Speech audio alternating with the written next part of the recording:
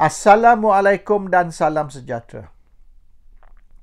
7 bulan selepas Muhyiddin Yassin naik menjadi Perdana Menteri Malaysia, Anwar Ibrahim dan Ahmad Zahid Hamidi telah menandatangani perjanjian. Perjanjian itu ditandatangani pada 11 hari bulan Oktober tahun 2020. Perjanjian ini melibatkan UMNO atau Ahmad Zahid Hamidi akan sokong Pakatan Harapan untuk bentuk kerajaan dan Anwar Ibrahim untuk diangkat menjadi Perdana Menteri Malaysia.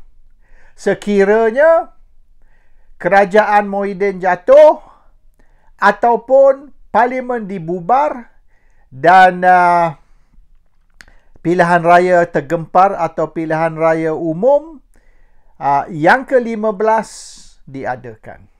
Ini deal, persetujuan yang telah dibuat di antara Zahid dan Anwar. Dan ini dibuat pada tahun 2020, iaitu 7 bulan sahaja selepas Muhyiddin menjadi Perdana Menteri. Dan ini telah disahkan oleh Setiausaha Agong Parti itu sendiri. Dan sebab perjanjian ini dibuat ialah kerana apabila Muhyiddin naik jadi Perdana Menteri, Zahid, Tok Mat dan juga Najib telah meminta bantuan atau pertolongan dari Muhyiddin untuk selesai kes mahkamah mereka. Tok Mat ni kes dia yang melibatkan 10 juta tu money laundering dan rasuah, dan Zahid dan Najib berkait dengan beberapa kes. Kes ni, tindakan terhadap mereka diambil oleh kerajaan sebelum itu, iaitu kerajaan Pakatan Harapan di bawah Tun Dr. Mahathir Mohamad. Dan mereka nak minta kerajaan baru ni, kerajaan Muhyiddin, tolong selesaikan kes-kes ini. Tapi Muhyiddin beritahu Najib, Zahid dan Tok Mat yang kerajaan tidak akan campur tangan ataupun Perdana Menteri tidak akan campur tangan di dalam urusan mahkamah. Biarlah mahkamah yang menentukan. Jadi apabila Muhyiddin tolak permintaan mereka atau rayuan mereka untuk campur tangan Perdana Menteri di dalam kes mahkamah mereka, maka mereka berusaha nak jatuhkan Muhyiddin Yassin. Dan Zahid Hamidi buat perjanjian dengan Anwar bahawasanya mereka akan sokong Pakatan Harapan untuk bentuk kerajaan bersama Barisan Nasional. Satu kerajaan gabungan di antara Pakatan dan Barisan. Dan Anwar akan ambil alih sebagai Perdana Menteri. Tapi apabila Muhyiddin dipaksa turun, Muhyiddin serah kuasa ke Ismail Sabri. Muhyiddin tidak bubar Parlimen. Mereka berharap oleh kerana Muhyiddin dipaksa atau ditekan untuk letak jawatan, maka Muhyiddin akan menghadap Agong dan mohon dari Seri Paduka Baginda, minta perkenan Seri Paduka Baginda yang di-Pertuan Agong untuk bubar Parlimen dan untuk PRU 16, PRU 15 tergempar diadakan. Tapi Muhyiddin tidak bubar Parlimen, Muhyiddin serah kuasa kepada Ismail Sabri Yaakob. Jadi selepas itu mereka menekan Ismail Sabri Yaakob suruh bubar Parlimen. Mereka tak mau Ismail Sabri ambil alih sebagai Perdana Menteri. Mereka nak Muhyiddin bubar Parlimen untuk PRU 15 diadakan. So bila Ismail Sabri Yaakob ambil alih sebagai Perdana Menteri, usaha dibuat untuk menekan Ismail Sabri untuk bubar Parlimen. Dan sekira Ismail Sabri tidak bubar Parlimen, maka lembaga disiplin UMNO telah diarah untuk mengambil tindakan disiplin terhadap Ismail Sabri. Tindakan disiplin ini akan diambil terhadap Ismail Sabri kerana melanggar keputusan UMNO, iaitu UMNO nak Parlimen dibubar. Jadi sekira Ismail Sabri tak ikut arahan parti ataupun UMNO, maka this is a breach of party disiplin, dan tindakan disiplin boleh diambil terhadap Ismail Sabri, dan Ismail Sabri akan bukan saja dipecat dari UMNO, tapi akan juga dipaksa suruh letak jawatan sebagai Perdana Menteri. So itu usaha dia sepanjang Ismail Sabri memegang jawatan Perdana Menteri, iaitu tekan Ismail Sabri suruh bubar parlimen. Kalau tidak, dia akan disingkir, ditendang keluar dari parti.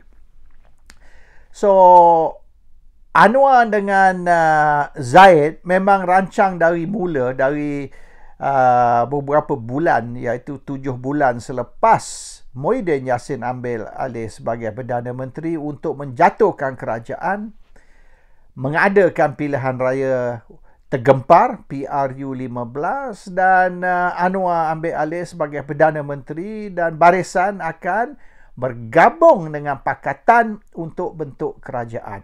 This deal was made on 11 Oktober Oktober 2020, iaitu boleh dikatakan 2 tahun sebelum pilihan raya umum diadakan, sebelum PRU diadakan. PRU diadakan pada November 2022. Tapi Zaid telah beritahu Perhimpunan Agung UMNO, no Anwar, no DAP, no Bersatu. Bila dia cakap no Anwar, no DAP, no Bersatu, dia telah pun tanda tangani perjanjian dengan Anwar untuk Pakatan ambil alih sebagai kerajaan, dibantu, disokong oleh Barisan, dan Anwar menjadi Perdana Menteri. So itu telah ditandatangani lebih awal sebelum dia umum di Perhimpunan Agung UMNO, no Anwar, no DAP, dan no Bersatu.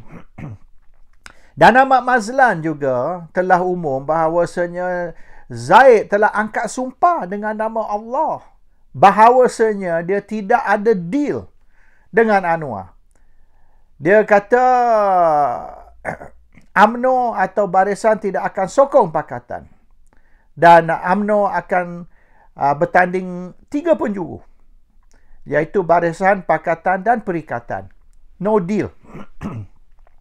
Ini yang Ahmad Mazlan umum, dan dia kata Najib telah bersumpah dengan nama Allah. Tapi yang sebenarnya sebelum yang Najib Zaid bersumpah dengan nama Allah, dan sebelum Zaid umum di Perhimpunan Agung UMNO tu, no Anwar, no DAP dan sebagainya, dia dah tanda tangani dah satu perjanjian hitam putih.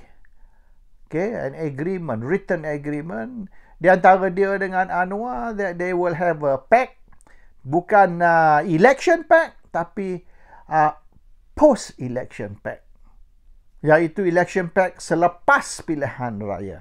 So dia masuk pilihan raya kononnya sebagai musuh, tapi dia akan berkawan selepas keputusan pilihan raya. Tak kisahlah berapa kursi Barisan menang, berapa kursi Pakatan menang. Dia orang akan bentuk kerajaan bersama, coalition government di antara Barisan dan Pakatan. Sign, seal, delivered punya deal. Jadi semua kenyataan sampai ke saat terakhir, sampai ke hari penamaan calon, sampai boleh katakan berapa hari sebelum polling day, berapa hari sebelum pengundian dibuat, mereka masih mempertahankan bahawasanya Barisan tidak ada deal dengan Pakatan, dan sekiranya Barisan kalah, Barisan akan masuk pembangkang. Walaupun 5 tahun pun sampai PRU16, Barisan akan duduk dalam pembangkang. Tidak akan join kerajaan, tidak akan bentuk kerajaan bersatu ataupun kerajaan gabungan dengan Pakatan Harapan. Sekarang ni kita sudah tahu itu semua bohong. Dan pada 11 Oktober tu mana deal 2020 deal telah pun dibuat dan telah ditandatangani. Dan Selepas pengumuman yang parlimen dibubar dan pilihan raya 15 akan diadakan, Zaid suruh semua calon dalam pilihan raya, calon Barisan Nasional, baik MCA ke UMNO, tak kisahlah. Semua calon di dalam pilihan raya kena tanda tangani satu surat aku sumpah, statutory declaration ataupun surat sumpah, bahawasanya Zaid akan diberi mandat, akan diberi kuasa penuh, full mandate, yang selepas pilihan raya ni Zaid akan menentukan. Zaid will decide Barisan Nasional akan bentuk kerajaan dengan siapa dan akan sokong siapa untuk menjadi Perdana Menteri.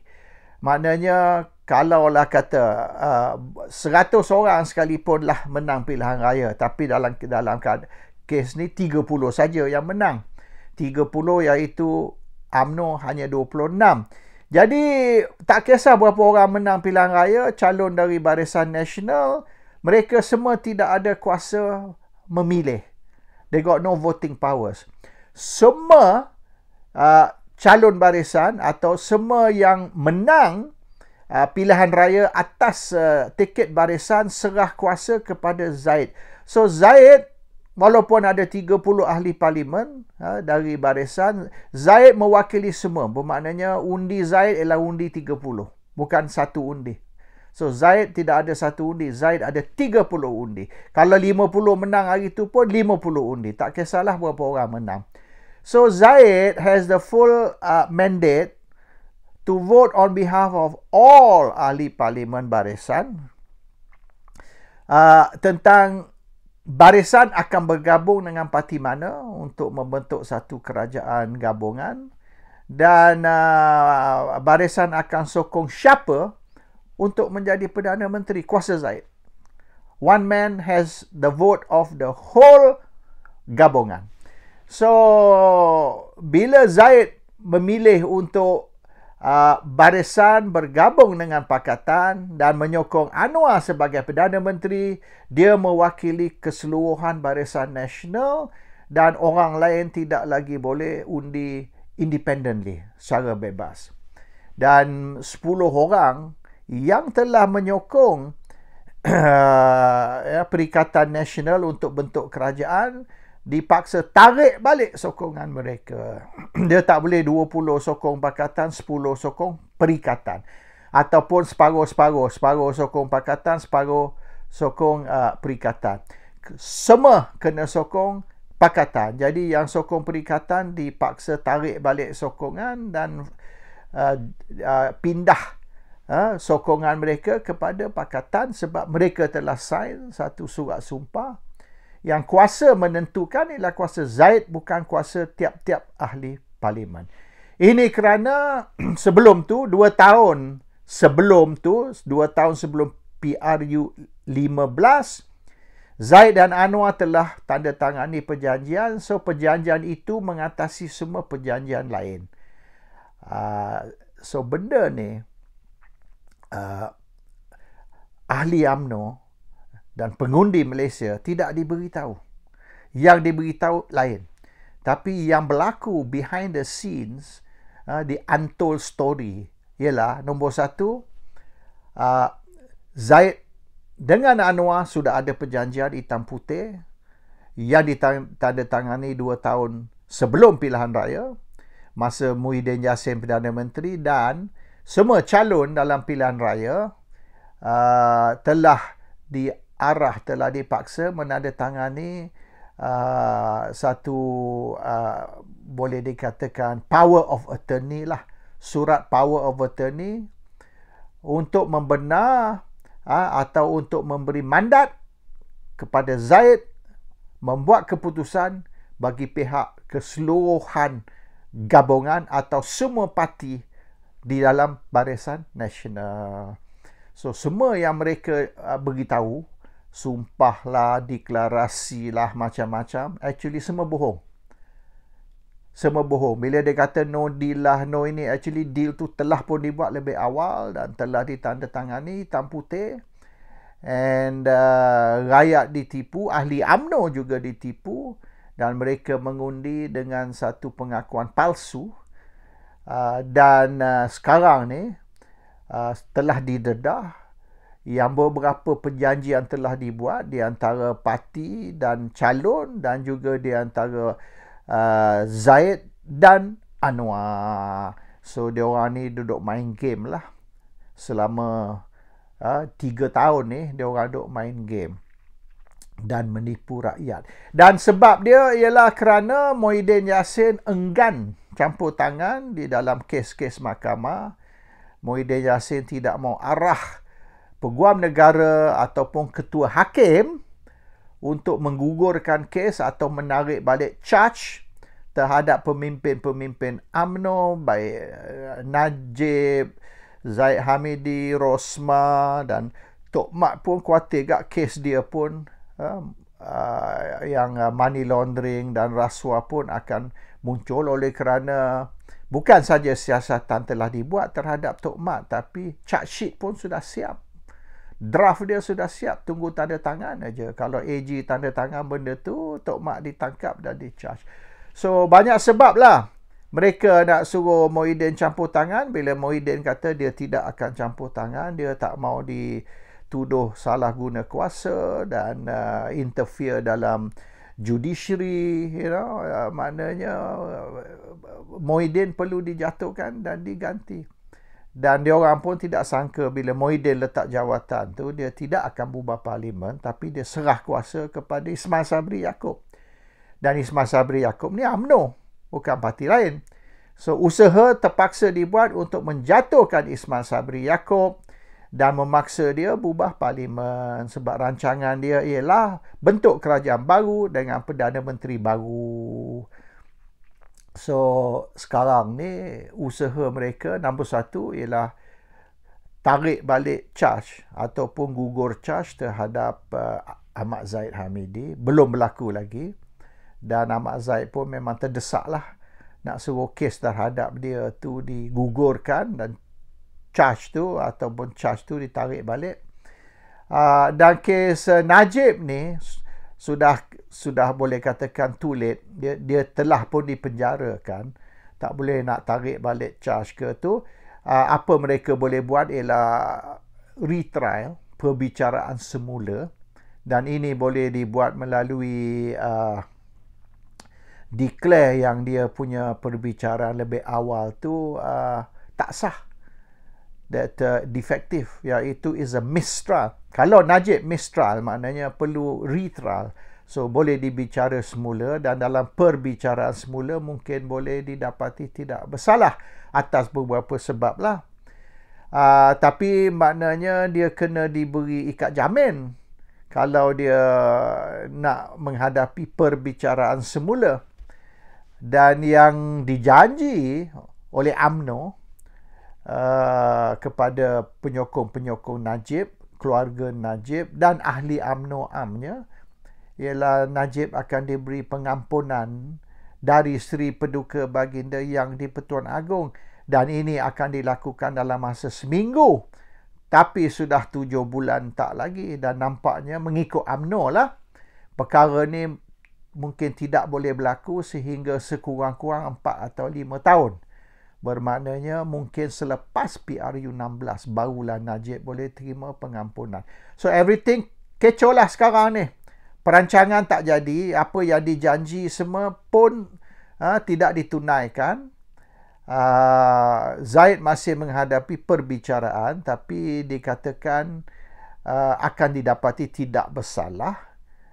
Dan kes Najib ni kita tak tahu lagi adakah dia diberi retrial, perbicaraan semula, iaitu perbicaraan yang baru, dan perbicaraan yang dulu akan dideclare, akan diistilah tidak sah ataupun batal, atau dia diberi pengampunan. So at the moment kecoh, tapi nampak cara mereka bergerak, kemungkinan Zaid akan lepas, tapi Najib tidak akan lepas. Cara sekarang lah.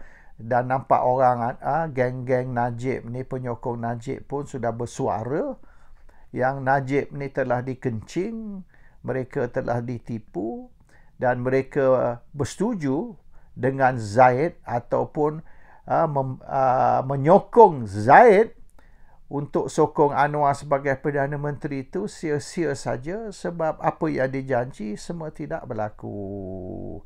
Anyhow, yang penting is perjanjian dibuat 2 tahun dulu, Oktober 2020,